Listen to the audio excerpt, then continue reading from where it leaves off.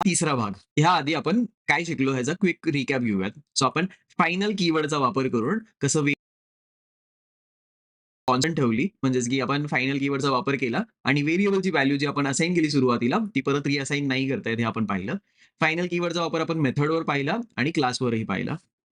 त्यानंतर आपण सुपर कीवर्डचा वापर करून बघितला. कसं आपण सुपर कीवर्ड वापरून बेस क्लासचे मेथड्स किंवा ॲट्रिब्यूट्स असे ॲक्सेस करून पाहिले. तर आपण सुपर क्लासचा फंक्शन म्हणजेच की कन्स्ट्रक्टर कॉल करून पाहिला. सुपर कीवर्डचा वापर करून त्याचा सुपर क्लास म्हणजेच की पॅरेंट क्लास, बेस क्लास याचे मेथड्स आपण कॉल केले, ॲट्रिब्यूट ॲक्सेस केले. बरोबर?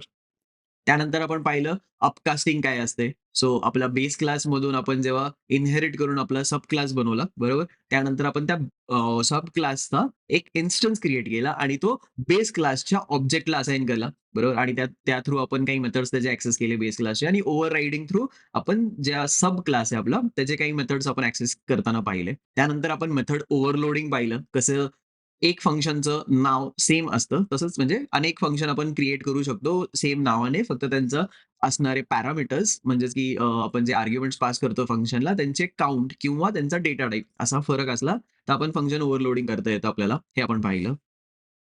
तर आजचा आपला अजेंडा बघूया. सो आपला आजचा अजेंडा आहे जावा पॅकेजेस. पॅकेजेस काय असतात हे आपण बघणार आहोत. त्यानंतर आपण बघणार आहोत, की ऊप्समध्ये असणारं ॲब्स्ट्रॅक्शन हे ॲक्सेस मॉडिफायर्सचा वापर करून आपण कसं अचीव्ह करू शकतो, हे आपण शिकणार आहोत. त्यानंतर आपण बघणार आहोत पॉलिमॉर्फिझम. सो मेथड ओव्हरलोडिंग आणि मेथड ओव्हररायडिंगचे आपण काही अजून एक्झाम्पल्स बघणार आहोत. तर चला मग आपण पॅकेजेस काय असतं हे बघूयात. सो पॅकेजेस म्हणजेच की एखादं कलेक्शन. सो लेट्स से की तुमचे काही क्लासेस आहेत, जे तुम्ही लिहिले आहेत. ते तुम्ही एका फोल्डरमध्ये स्टोअर केलेत. ते सगळे स्टोअर करून तुम्ही एका फोल्डरमध्ये ठेवलेत. सो तो फोल्डर जो आहे, तो आपला एक पॅकेज झाला. सो पॅकेज काय असतं? तर एक पॅकेज कलेक्शन असतं, ज्यात आपण क्लासेस आणि इंटरफेसेस हे आपण स्टोअर करू शकतो. सो पॅकेजेस हे काय असतात? पॅकेजेस आपल्याला कोड ऑर्गनाइज करण्यासाठी आपण पॅकेजेसचा वापर करतो. म्हणजेच की सिमिलर टाइपचे क्लासेस आपण एका फोल्डरमध्ये किंवा एका कलेक्शनमध्ये आपण स्टोअर करतो. म्हणजेच की पॅकेजमध्ये आपण स्टोअर करतो. त्या पद्धतीने आपल्याला पॅकेजेसचा वापर करता येतो. परत आपण जे रियुजेबल कोड असतो, तो आपण क्लासमध्ये लिहून एका पॅकेजमध्ये स्टोअर करून रियुजेबिलिटी हे आपण अचीव्ह करू शकतो. सो आपण आता काही एक्झाम्पल्स बघूयात. जसे की आपण पूर्वीच्या काही सेशन्समध्ये एक्झाम्पल्स पाहिले होते, जिथे आपण स्कॅनर हा क्लासचा वापर केला होता आणि अॅरे लिस्ट हे क्लासेसचा वापर केला होता. तर आपण java.util ह्या पॅकेजला इम्पोर्ट करून ह्या क्लासेसचा वापर केला. सो आपले हे क्लासेस आहेत, जे स्कॅनर क्लासेस आहेत किंवा अॅरे लिस्ट हे क्लास आहेत, हे आपल्या java.util ह्या पॅकेजेसमध्ये स्टोअर्ड असतात. सो त्या पॅकेजेसचा वापर करून आपण ते क्लास इम्पोर्ट केले आणि त्यांचा वापर केला. बरोबर. तसंच आपण जर आपल्याला एखादा पॅकेजच्या आत असणारे सगळे क्लासेस किंवा इंटरफेसेस आपल्या प्रोग्राममध्ये इन्क्लूड करायचे असतील किंवा आपल्याला इम्पोर्ट करायचे असतील, तर ते आपण कसे करू शकतो? सो आपण ह्या पद्धतीने करू शकतो. आपला सिंटॅक्स आपण बघू शकतो. इम्पोर्ट पॅकेज नेम म्हणजे जे पॅकेज आपण वापरणार आहे, या केसमध्ये आपण java.util असं पॅकेज वापरतोय. .star सो युटिलमध्ये असणारे सगळे क्लासेस, इंटरफेसेस हे आपल्याला आपल्या प्रोग्राममध्ये इम्पोर्ट करता येतात. त्यापुढे आपण त्याचा वापर करू शकतो. सो इथे आपण जसं पाहिलं, की स्कॅनर क्लासचा आपण इम्पोर्ट आता वरती स्पेसिफाय नाही केलं आपण java.util.scanner आपण स्पेसिफाय केलं java.util.star आणि त्या पद्धतीने आपण स्कॅनर क्लासचा वापर केला आणि इकडं आपण इनपुट आणि आउटपुट हे करू शकलो. सो आपण जेव्हा कोड प्लेग्राऊंडमध्ये जो कोड लिहितो, तो सगळा एका पॅकेजमध्ये स्टोअर होतो. सो जे काही तुम्ही आपले प्रोग्राम्स कोड प्लेग्राऊंडमध्ये ट्राय करता, ते सगळे एका पॅकेजेसमध्ये स्टोअर होतात. सो ही माहिती तुम्हाला असणं गरजेचं आहे. आता आपण बघूयात ॲक्सेस मॉडिफायर्स. सो ॲब्स्ट्रॅक्शन्समध्ये असणारं आपण ॲब्स्ट्रॅक्शन हे कसं अचीव्ह करू शकतो? सो ॲक्सेस मॉडिफायर्सचा वापर करून त्यात असणारे काही कीवर्ड्स जसे की प्रायव्हेट, पब्लिक, प्रोटेक्टेड या सगळ्या कीवर्डचा वापर करून आपण ॲक्सेस कंट्रोल करू शकतो. सो आपण सगळे WhatsApp यूज करतो. WhatsAppवर आपण बघतो, की आपली प्रायव्हसी सेटिंग्समध्ये आपण काही सेटिंग्स आपली नोंद करू शकतो. जसे की आपला फोटो कोणी बघितला पाहिजे, आपला स्टेटस कोणाला बघता येईल आणि इतर गोष्टी. सो हे आपले जे सिक्युरिटी सेटिंग्स आहेत, हे कोणाला काय दिसलं पाहिजे, हे आपण कंट्रोल करतो. बरोबर? तसेच जसं WhatsAppमध्ये हे सगळं कंट्रोल केलं जातं, तसंच आपल्याला जावा प्रोग्रामिंग लँग्वेजमध्ये क्लासेसमध्ये ॲक्सेस मॉडिफायर्सचा वापर करून आपल्या क्लासेसमधली असणारी इन्फॉर्मेशन ही कुठल्या क्लासेसमध्ये व्हिजिबल असेल, कुठल्या क्लासेसमध्ये ती ॲक्सेस नाही करता येणार, हे आपण स्पेसिफाय करू शकतो. सो याचे आपण काही एक्झाम्पल्स बघूयात. सो ॲक्सेस मॉडिफायर्स आपले काय-काय असतात? सर्वात आधी आपल्याला असतं, की पब्लिक असतो, डिफॉल्ट असतं, प्रायव्हेट आणि प्रोटेक्टेड. सो हे सगळे ॲक्सेस मॉडिफायर्स कशासाठी वापरतात, हे आपण आता पुढे बघणार आहोत. सो ॲट्रिब्यूटला ॲक्सेस मॉडिफायर्सचं सिंटॅक्स आपण सर्वात प्रथम बघूया. सो ॲट्रिब्यूट किंवा क्लास किंवा मेथडच्या आधी म्हणजेच प्रिफिक्स आपण जेव्हा करतो, हे ॲक्सेस मॉडिफायर जे आपण पाहिले पब्लिक, प्रायव्हेट, प्रोटेक्टेड आणि डिफॉल्ट हे आपण स्पेसिफाय केल्यानंतर त्या ॲट्रिब्यूटचं ते ॲक्सेस डिफाईन होतं. सो ह्या पद्धतीने आपण बघतोय, की कसं प्रायव्हेट, प्रोटेक्टेड आणि पब्लिक हे फंक्शन, ॲट्रिब्यूट यांना आपण मेन्शन केले. हे झालं आपला सिंटॅक्स. सो ॲक्सेस मॉडिफायरमध्ये असल्यावर आपण प्रायव्हेट हे आपण सगळ्यात आधी बघूया. सो प्रायव्हेट जेव्हा आपल्या मेथड्सला किंवा ॲट्रिब्यूट्सला आपण असं ॲक्सेस मॉडिफायर स्पेसिफाय करतो, तेव्हा ते मेथड्स किंवा ते ॲट्रिब्यूट्स फक्त आपल्या त्या क्लासमध्ये वापर करता येतात किंवा त्या क्लासमध्येच आपण त्याला ॲक्सेस करू शकतो. इतर क्लासमध्ये आपण ॲक्सेस करू नाही शकत. सो प्रायव्हेट कीवर्डचा तेव्हा वापर केला जातो. आपण आता एक एक्झाम्पल घेऊयात. आपल्याकडे 6 क्लासेस आहेत साधारण. Class A, class B, class C आणि अजून आपल्याकडे डी आणि ई-एफ असे 3 क्लासेस आहेत. ए, बी, सी आपल्या एका पॅकेजमध्ये आहे. आपण जसं पॅकेज पाहिलं. सो एका पॅकेजमध्ये आपले हे 3 क्लासेस आहेत. दुसऱ्या पॅकेजमध्ये आपल्याकडं डी, ई आणि एफ असे 3 क्लासेस आहेत. ठीक आहे. तर आता आपल्या क्लास एमध्ये आपण एक ॲट्रिब्यूट बनवली आणि त्याचं आपण ॲक्सेस मॉडिफायर दिलं प्रायव्हेट समजा. सो जे एमध्ये आपल्याला जे आपण आपलं ॲक्सेस आपलं व्हेरिएबल आपण डिफाईन केलं, ॲट्रिब्यूट आपण डिफाईन केली प्रायव्हेटने आणि आपल्या बी क्लासमध्ये आपण एला इनहेरिट केलं म्हणजेच की एला एक्सटेंड केलं. सो आपण आधी पाहिलं होतं की आपल्याला ए क्लासचे सगळे ॲट्रिब्यूट्स बी क्लासमध्ये वापर करता येतात. पण आपण प्रायव्हेट असा ॲक्सेस मॉडिफायर दिल्याने आपल्याला बी क्लासमध्ये ए क्लासचा तो प्रायव्हेट असणारा ॲट्रिब्यूट आपल्याला ॲक्सेस नाही करता येणार. सो आपण एक आता ए क्लासमध्ये प्रायव्हेट असं ॲक्सेस देऊन आपल्याला ॲट्रिब्यूटला आपण स्पेसिफाय करतोय. सो आपण बघतोय आपल्याला बी हा क्लासमध्ये आपण एला इनहेरिट केलंय तरी आपण ॲक्सेस नाही करू शकत आहे. सीमध्ये आपण नाही करू शकणार आणि इतर दुसऱ्या पॅकेजमध्ये तर नाहीच नाही करू शकत. आता त्यानंतर आपण बघणार आहोत default modifiers. So default modifiers काय असतं? डिफॉल्ट मॉडिफायर्स जेव्हा आपण कुठलाही ॲक्सेस मॉडिफायर स्पेसिफाय नाही करत, तेव्हा तो डिफॉल्ट मॉडिफायर म्हणून कन्सिडर केला जातो. सो आपण ह्यापूर्वीचे जेवढे प्रोग्राम्स आपल्या प्लेग्राऊंडमध्ये करून पाहिले किंवा एक्झाम्पल्समध्ये पाहिलं, तिथे आपण ॲक्सेस मॉडिफायर स्पेसिफाय नव्हता केला. सो त्या केसमध्ये आपला डिफॉल्ट मॉडिफायर हा अप्लाय झाला होता. सो डिफॉल्ट मॉडिफायरचे काय कंडिशन्स असतात, ते कोणाला व्हिजिबल असतात, काय हे आपण आता बघून घेऊयात. सो आपण क्लास ए मध्ये आपला डिफॉल्ट मॉडिफायर म्हणजेच की आपण काही मॉडिफायर आपला ॲक्सेस मॉडिफायर हा स्पेसिफाय नाही केला. म्हणजेच की आपण स्ट्रिंग ए असं काही डिफाईन केलं. सो आपल्याला आता हा बाकीच्या क्लासेसमध्ये कधी ॲक्सेस करता येईल, कसं ॲक्सेस करता येईल आपण बघूया. सो डिफॉल्ट मॉडिफायर आपल्याला सेम पॅकेजमध्ये असणाऱ्या दुसऱ्या क्लासमध्ये ॲक्सेस करता येतं. आपल्या सेम पॅकेजमध्ये दुसरा क्लास जो इनहेरिट करतो त्यातही ॲक्सेस करता येतं. तसेच आपल्याला दुसऱ्या पॅकेजमध्ये असणाऱ्या डी, ई आणि एफ यात आपल्याला ॲक्सेस नाही करता येत. तो सेम पॅकेजमध्ये असलं आपलं, तर आपल्याला डिफॉल्ट मॉडिफायर जो आपण स्पेसिफाय नाही करत ॲट्रिब्यूटला, ते ॲट्रिब्यूट्स किंवा ते मेथड्स आपल्याला त्या पॅकेजच्या आत असणाऱ्या क्लासेसमध्ये आपण त्याला ॲक्सेस करू शकतो. पण आपण दुसऱ्या पॅकेजमध्ये असणारे डी, ई आणि एफ ह्या क्लासेसमध्ये आपल्याला ते ॲट्रिब्यूट किंवा मेथड आपल्याला ॲक्सेस नाही करता येत. आता आपण बघणार आहोत प्रोटेक्टेड. सो प्रोटेक्टेड आपण जेव्हा आपला ॲक्सेस असं आपण स्पेसिफाय करतो. सो जे क्लासेस आपल्या पॅरेंट क्लासला एक्सटेंड करतात म्हणजे ह्या केसमध्ये क्लास बी हे एला एक्सटेंड केलं. सो आपण आपल्या क्लास एमध्ये आपले जे ॲट्रिब्यूट्स आहेत ते ॲज अ प्रोटेक्टेड आपण स्पेसिफाय केलं असेल. म्हणजेच की आपले जे ॲट्रिब्यूट्स आहेत ते प्रोटेक्टेड राहायला पाहिजे. तर आपल्या जे क्लासेस आपण इनहेरिट करतो त्या क्लासेसमध्ये ते ॲक्सेस करता येतात. पण जे क्लासेसमध्ये आपण आपला बेस क्लास हा इनहेरिट नाही करत, तिथे आपल्याला ॲक्सेस नाही करता येत. आपलं हे एका पॅकेजमध्ये हा रूल लागू होतो, तर दुसऱ्या पॅकेजमध्येही हा सेम रूल लागू होतो. सो जो क्लास आपल्या क्लास ए ह्या केसमध्ये इनहेरिट करतो, त्या क्लासमध्ये क्लास एचा प्रोटेक्टेड ॲट्रिब्यूट किंवा मेथड हा आपल्याला ॲक्सेस करता येईल. सो आपण ह्या ठिकाणी बघतोय क्लास एला बीने एक्सटेंड केलं. सो आपल्याला तिथं वापर करता आलं. आपल्याला क्लास सीमध्ये पण वापर करता आला. बरोबर? आणि तो एका पॅकेजमध्ये असल्यामुळे. पॅकेज बीमध्ये आपण जेव्हा जातो, तेव्हा एफने एला इनहेरिट केलं म्हणून आपल्याला तो प्रोटेक्टेड वापरता आला व्हेरिएबल. पण क्लास ईने त्याला इनहेरिट नाही केलं म्हणजेच की त्याला डी क्लासला आपण एक्सटेंड केलंय. सो डीला क्लासला एक्सटेंड केल्यामुळे आपल्याला ए क्लासचे प्रोटेक्टेड मेंबर्स हे आपल्याला यूज नाही करता आले. आता आपण बघणार आहोत पब्लिक कीवर्ड. सो पब्लिक कीवर्डचा वापर आपण बघणार आहोत. आपण आपल्या ॲक्सेस मॉडिफायर्सला आपल्या ॲक्सेस मॉडिफायर्स पैकी पब्लिक असं आपण कीवर्ड यूज केला आणि आपल्या ॲट्रिब्यूट्स आणि मेथड्सला अप्लाय केलं. सो हे ॲट्रिब्यूट्स किंवा मेथड्स सगळ्या क्लासेसमध्ये आपल्याला ॲक्सेस करता येतात. सो ते की क्लास ए मध्ये आपण जर पब्लिक ॲट्रिब्यूट आपण डिफाईन केलं किंवा मेथड डिफाईन केलं, तर ह्या बाकी क्लासेसमध्येही त्याला ॲक्सेस करता येतं. आता आपण एक एक्झाम्पल बघूया. सो इथे एक मोबाईल क्लास आहे आणि त्याच्या आत असणारा हा मॉडेल ॲट्रिब्यूट आपण त्याला ॲक्सेस मॉडिफायर नाही दिला. म्हणजेच की त्याला डिफॉल्ट ॲक्सेस मॉडिफायर हा लागू झाला आहे. आपण मोबाईल हे कन्स्ट्रक्टरमध्ये आपण मॉडेलला इथे इनिशियलाइज करतोय, बरोबर? आणि पब्लिक स्टॅटिक व्हॉइड मेनमध्ये आता हा व्हॉइड मेन फंक्शन सेम क्लासमध्ये आहे, हे नोटीस करा. या क्लासच्या आतच आपण हा मेन फंक्शन लिहिला आहे. या मेन फंक्शनमध्ये आपण मोबाईल या क्लासचा आपण ऑब्जेक्ट बनवतोय आणि आपण त्याला प्रिंट करतोय. सो आपल्या कन्स्ट्रक्टरच्या माध्यमातून त्याची व्हॅल्यू असाइन होतीये आणि त्याला आपण प्रिंट करतोय. सो आपण हे प्रिंट करू शकतो का? तर हो. कारण आपला ॲक्सेस मॉडिफायर हा डिफॉल्ट असल्याने आपल्याला सेम क्लासमध्ये त्याला ॲक्सेस करता येतं. आता आपण जो डिफॉल्ट मॉडिफायर आहे त्याला आपण प्रायव्हेट करूया. सो आपण प्रायव्हेट केल्यानंतरही आपल्याला त्याची व्हॅल्यू प्रिंट करता येते. कारण आपण मेन फंक्शन हा आपल्या क्लासमध्येच लिहिला आहे. सो आपल्या सेम क्लासमध्ये असल्यामुळे प्रायव्हेट कीवर्डचा वापर केल्याने सुद्धा आपल्याला ती व्हॅल्यू ॲक्सेस करता आली. सो आपल्याला या ठिकाणी iPhone 13 Pro हा आउटपुट आपल्याला बघायला मिळतोय. आता लेट्स से आपण मोबाईल क्लासमधून हा मेन फंक्शन बाहेर काढला आणि आपल्या बेस क्लासमध्ये आपण लिहिला, बरोबर? सो मोबाईल क्लासच्या आत आपण आपला मॉडेल हा प्रायव्हेट असं आपण ॲट्रिब्यूट बनवलं. प्रायव्हेट असणारा ॲट्रिब्यूट आपण बनवलं.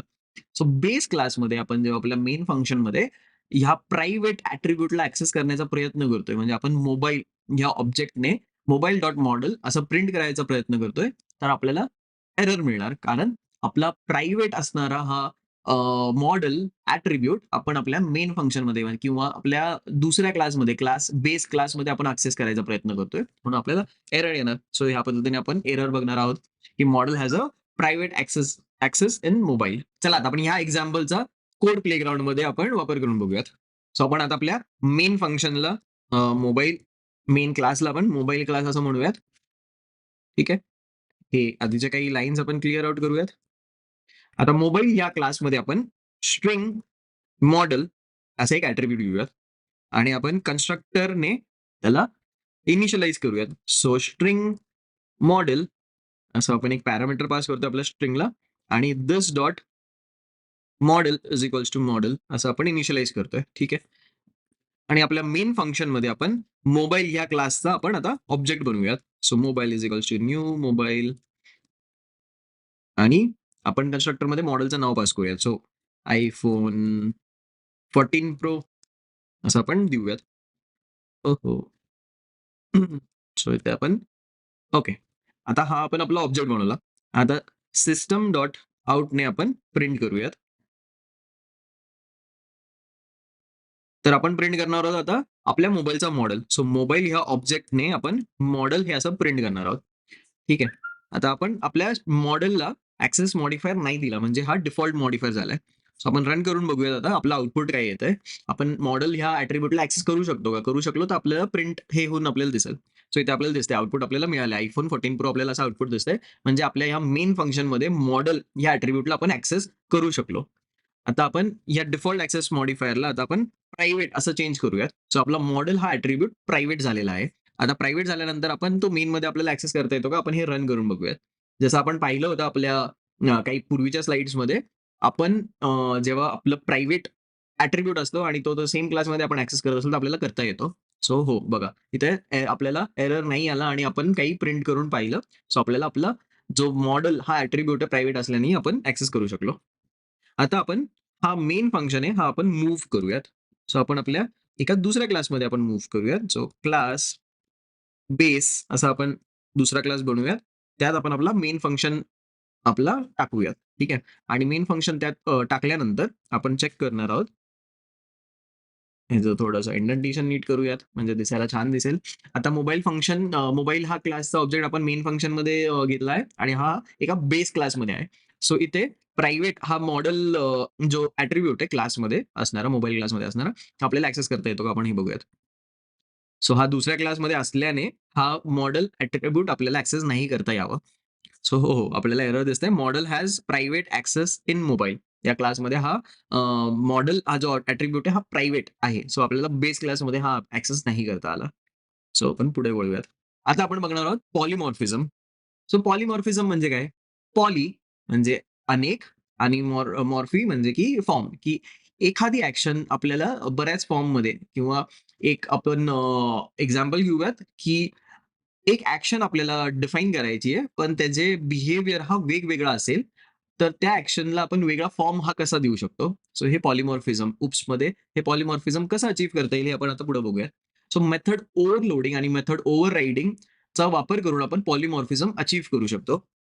सो या ठिकाणी आपण बघतोय, की पर्सन आपला हा जर क्लास आहे समजा आणि आपण ह्याला इनहेरिट करतोय आपल्या काही सब क्लासेसमध्ये जसं की इंजिनिअर, डॉक्टर, टीचर.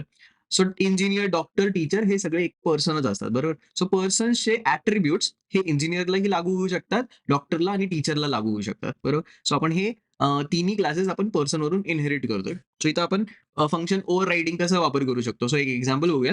आपण पर्सनमध्ये एक फंक्शन डिफाईन करतोय वर्क, की एक पर्सन असं-असं काही काम करतोय. सो ते त्याचा बिहेवियर आहे. वर्क आपण हे डिफाईन केलं.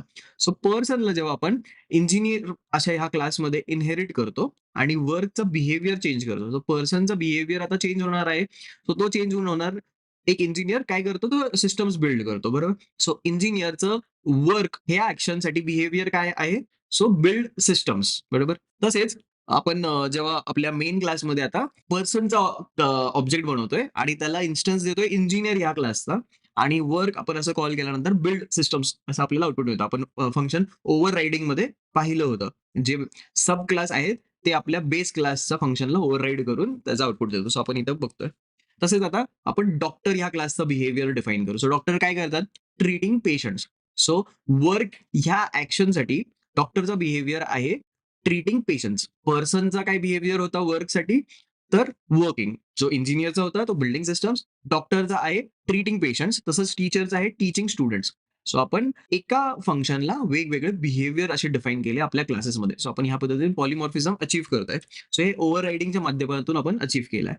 सो आता आपण इकडे एक्झाम्पल बघतोय, की आपण जसं पर्सन डिफाईन केला आपला क्लास, त्यानंतर आपण इंजिनिअर, डॉक्टर, टीचर असे क्लासेस डिफाईन केले. त्यात वर्क असं मेथड हेही डिफाईन केलं आणि आपण आपल्या मेन फंक्शनमध्ये आता पर्सन पी ह्याचा ऑब्जेक्ट बनवतोय आणि अपकास्टिंग यूज करून आपण इंजिनिअरचा इन्स्टन्स या ऑब्जेक्टला असाइन करतोय आणि मग आपण पी डॉट वर्क असं आपली ॲक्शन कॉल करतोय आणि त्या ॲक्शनच्या अगेन्स्ट काय बिहेवियर आहे, ह्या ठिकाणी इंजिनिअरचा काय बिहेवियर आहे, हे आपल्याला पहिल्या आउटपुटच्या पहिल्या लाईनमध्ये बघायला मिळेल. तसेच डॉक्टरचा आपण इन्स्टन्स क्रिएट केला आणि ह्या पी ऑब्जेक्टला आपण असाइन केलं. सो आता पर्सन हा डॉक्टर झालेला आहे. सो पर्सनचा आपण वर्क ॲक्शन ही कॉल केली, तर त्याचं त्या पर्सनचं म्हणजेच की या ठिकाणी डॉक्टरचं बिहेवियर काय आहे, हे आपण आपल्या दुसऱ्या लाईनमध्ये आपण बघणार आहोत आउटपुटच्या. तसेच टीचर हा क्लास याचा आपण इन्स्टन्स क्रिएट केला आणि पी ह्या ऑब्जेक्टमध्ये आपण असाइन केलं, बरोबर? आणि त्यानंतर आपण पी डॉट वर्क सो ह्या पर्सनचा बिहेवियर काय आहे आपल्याला हे बघायचं आहे. ह्या ठिकाणी पर्सन काय आहे? तर ह्या ठिकाणी पर्सन आपला हा टीचर आहे. सो टीचरचं वर्क काय आहे? सो टीचिंग स्टुडंट्स, बरोबर? सो ह्या पद्धतीने आपण आपल्या एक्झाम्पल्सच्या माध्यमातून बघतोय आपण कसं ओव्हररायडिंगचा वापर करून पॉलिमॉर्फिझम अचीव्ह केलं. आपल्या फंक्शनचं नाव सेम आहे, बरोबर? पण त्यांचा बिहेवियर हा आपण डिफरंट ह्या पद्धतीने पाहिला. सो तसेच फंक्शन ओव्हरलोडिंग करूनही सुद्धा आपण पॉलिमॉर्फिझम अचीव्ह करू शकतो. म्हणजेच की ॲड ह्या ठिकाणी हा फंक्शन आपण घेतला, बरोबर? आणि त्याला आपण 2 पॅरामीटर्स दिले, इंट ए आणि इंट बी. सो ॲड फंक्शन काय करणार आपलं? इंट ए आणि बीला ॲड करणार. म्हणजे ए आणि बीची जी व्हॅल्यू असेल ती ॲड करून दाखवेल. आणि दुसऱ्या फंक्शनमध्ये आपण ॲड हे सेम नाव घेतलं फंक्शनचं आणि string A, string B. So ह्या ठिकाणी आपण स्ट्रिंगचं कॉन्कॅटिनेशन करणार आहोत. सो आपलं फंक्शनचं नाव सेम आहे.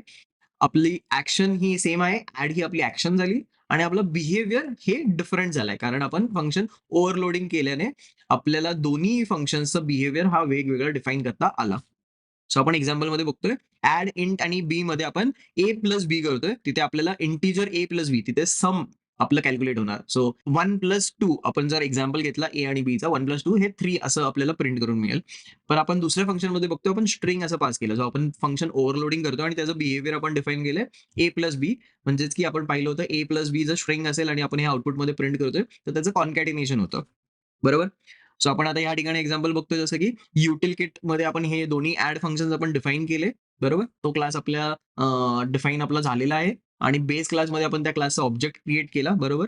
आणि आपण ॲड मेथड कॉल केला. जेव्हा आपण इंटिजर पास करतोय, तर आपण मागच्या स्लाइडमध्ये पाहिलं होतं इंटिजर आपण पास केल्याने इंटिजर हे प्लस होऊन आउटपुट होणार आहे. सो आपल्याला 2+3 हे 5 असं आउटपुट आपल्याला दिसतंय. तसंच यू डॉट ॲड आपण स्टार आणि फिश असे 2 स्ट्रिंग्स पास केले. सो स्ट्रिंग्स असणारा जो फंक्शन आहे, जो स्ट्रिंग्स पॅरामीटर म्हणून ॲक्सेप्ट करतोय, तो फंक्शन आपला कॉल होणार आहे. म्हणजे तो ॲक्शन कॉल होणार आहे. त्याच्या आत दिलेली बिहेवियर हे आपल्याला एक्झिक्यूट होऊन दिसणार आहे. सो स्टार प्लस फिश असं आपल्याला कॉन्कॅटिनेशन दिसतंय. स्टार फिश असं आपल्याला आउटपुटमध्ये दिसतंय. बरोबर? सो या पद्धतीने आपण फंक्शन ओव्हरलोडिंग करून पॉलिमॉर्फिझम हे अचीव्ह केलं. सो सेम फंक्शनचं नाव सेम क्लासमध्ये असताना आणि फक्त त्याचं आपले पॅरामीटर्सचा डेटा टाइप आपण बदलला किंवा पॅरामीटर्सचा काउंट बदलून सुद्धा आपण हे करून बघू शकतो. तर आपण आता याचा एक्झाम्पल करून बघूयात कोड प्लेग्राऊंडमध्ये. सो आपण आपला आता हा क्लास चेंज करूया. इथे युटिलिटी किट असा आपण क्लास बनवूयात आणि ह्या क्लासमध्ये आपण 2 फंक्शन लिहिणार आहोत.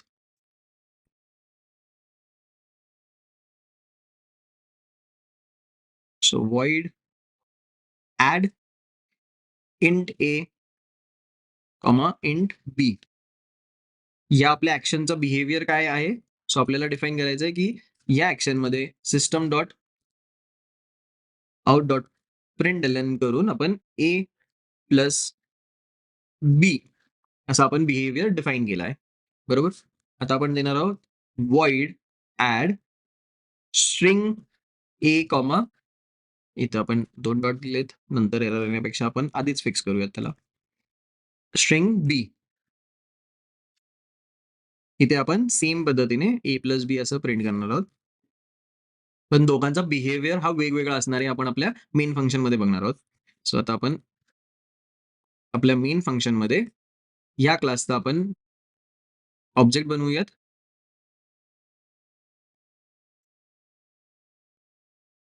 यू आणि आपल्याला कन्स्ट्रक्टर काही नसल्यामुळे आपण हे क्लिअर करूयात. आणि आता आपण हे फंक्शन कॉल करणार आहोत. सो यू डॉट ॲड आणि 2, 3 असं मी पास करतोय आणि यू डॉट ॲड स्टार आणि अजून दुसरा पॅरामीटर फिश हे आपण असं पास करणार आहोत. सो आपण एकाच नावाचं फंक्शन ॲड हे 2 वेळा आपण डिफाईन केलं आहे एकाच क्लासमध्ये. फक्त त्याचे पॅरामीटर्स हे डिफरंट आहे. सो आपण ए आणि बी पॅरामीटर घेत आहोत, पण त्यांचा डेटा टाइप बघा. पहिल्या फंक्शनमध्ये इंट त्यांचा डेटा टाइप आहे आणि दुसऱ्या फंक्शनमध्ये स्ट्रिंग हा त्यांचा डेटा टाइप आहे. आणि दोघांमध्ये आपण असे पॅरामीटर्स पास केले जे एक्स्पेक्टेड आहेत. जसे इंटिजर, इंटिजर आणि स्ट्रिंग, स्ट्रिंग असे दोन्ही पॅरामीटर्स आपण पास केले. सो त्यांचा बिहेवियर आपल्याला काय बघायला मिळतं हे बघूयात आपण. सो रन केल्यानंतर आपल्याला ए plus B J integer value आपण पास केले होते त्यांचा आउटपुट आला 5 आणि स्टार्ट स्टार स्टार करूयात. स्टार फिश आपल्याला प्रिंट करायचं होतं. तो स्टार फिश असं आपण पास केल्यानंतर स्टार फिश असं आपल्याला प्रिंट करून मिळालं आहे.